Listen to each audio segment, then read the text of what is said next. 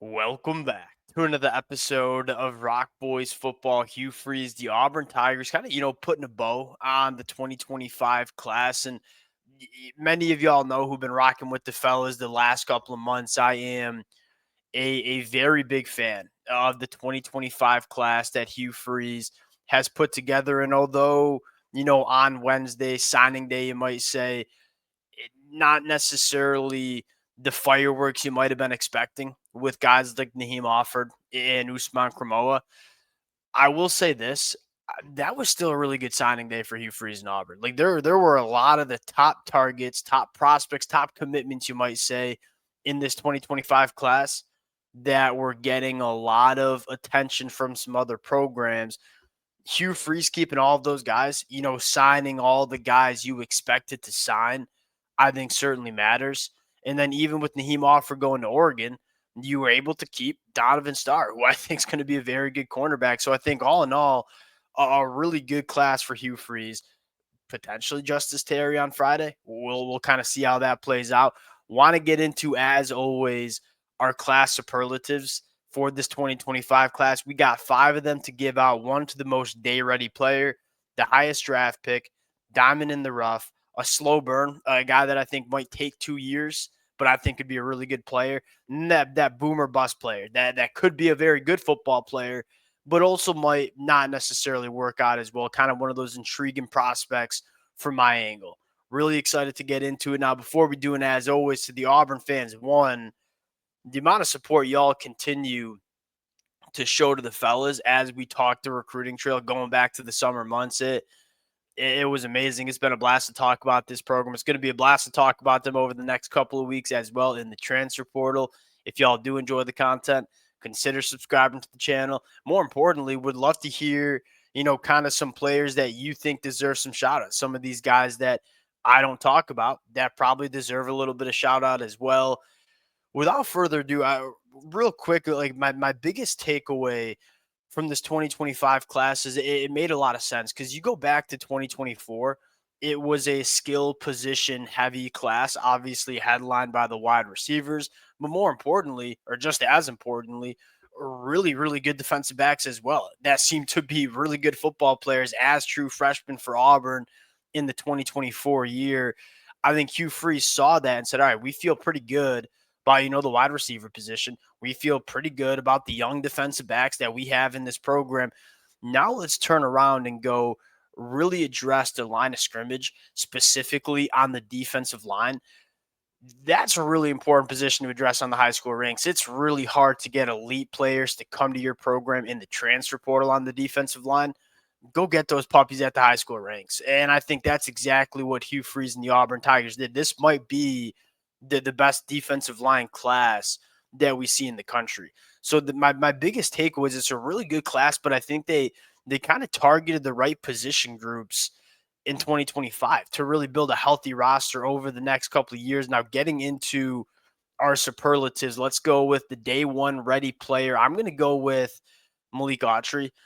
You could probably go Jordan Crawford with this too. And when you're talking day one ready guys, they need to be day one ready dudes, but they also need to have the opportunity to play early for Auburn. And I think on the inside of the defensive line with some of that experience that you're going to be losing, I do think Auburn will have to rely on some of these bodies early. Now you look at Malik Autry, why is he the one that I think could be day one ready the most? It's the size. The hardest thing for these defensive linemen to play early is they're not necessarily grown men yet. Malik Autry is a grown man. And you look at Auburn specifically at that nose position, Malik Autry could be that guy where he might not necessarily be the most productive player right away, but I know he can take on some double teams. I know he can be an extremely disruptive force on the inside of this defensive line because of all that size that Malik Autry brings to the table. I think he's going to be a guy that Auburn looks at and says, you're going to see him going through fall camp and say, yeah, he looks like a guy that's been at the college level for years because that's the size that he's bringing to the table. He sprinkles in some nice length and athleticism too for the size. So I think as his career continues, he could really morph into a game wrecker. But at the very least, like give me that zero tech that can eat up some double teams early for Auburn. Think that can be Malik Autry. Highest draft pick. This is also to me, a little bit of a boomer bust candidate, and that's Jared Smith. Jared Smith's ceiling, and this is why I have him as the highest draft pick, or what I think might be the highest draft pick. You can't teach some of the elite traits that Jared Smith has. They're not just solid traits; they are special, special one of one traits. 6'6" with a ton of length in the arms, and he combines all that length with a really explosive get off the line of scrimmage. I mean, he can win on outside shoulders of offensive tackles pretty routinely.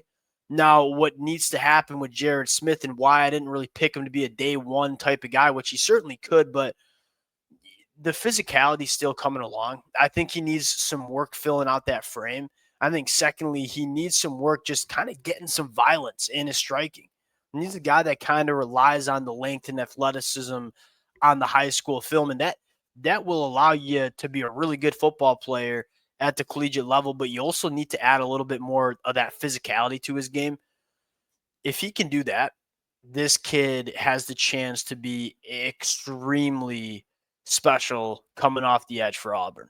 And if he does that, I think he's going to be a top 15 NFL draft pick, because the traits that this kid has, if he maximizes them, there's just not many players across the country that have those kind of traits.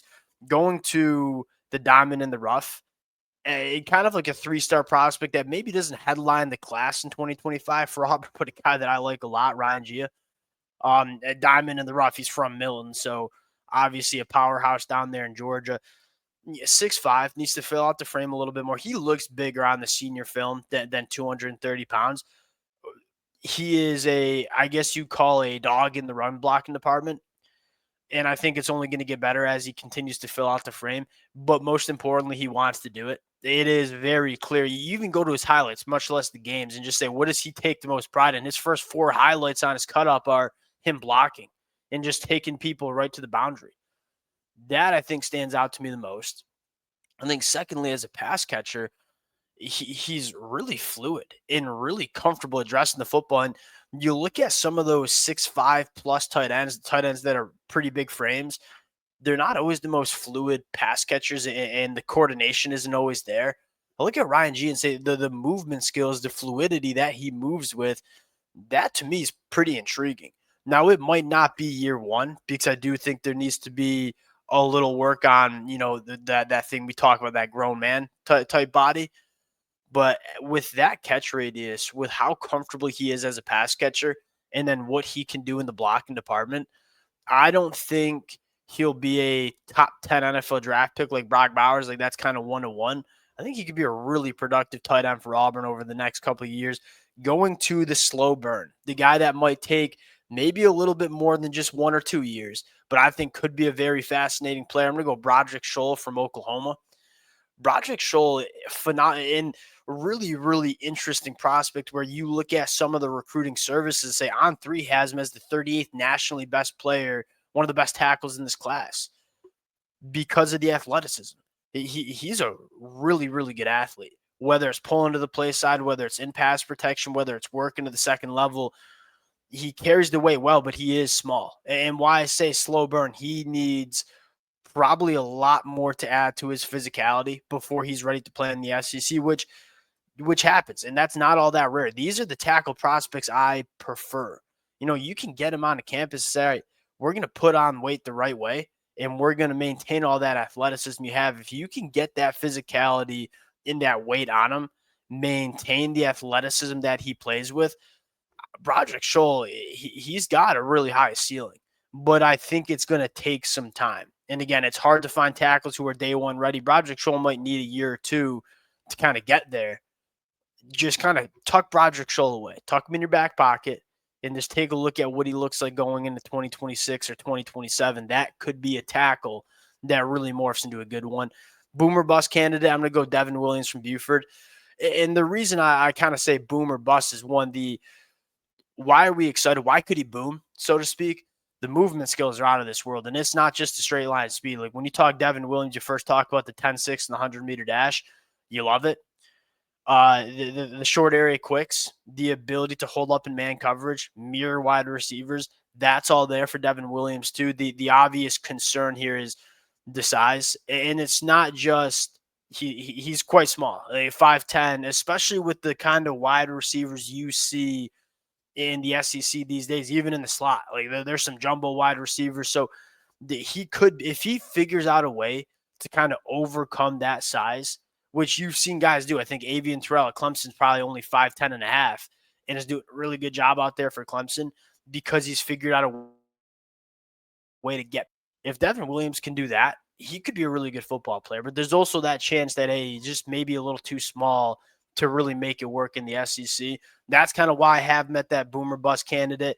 You could have talked about guys like Deuce Knight. Deuce Knight, talk about highest draft pick. It certainly could have been Deuce Knight. I kind of wanted to go to some other players that haven't gotten as much attention. That'll do it for our class superlatives. Again, appreciate you guys rocking with it. It's been a blast talking this team in the 2025 class. Now the attention goes to the transfer portal. We'll get those transfer portal targets out to you guys as well. Appreciate y'all rocking with it. If y'all do enjoy the content, consider subscribing to the channel, and we'll talk to y'all later. Peace.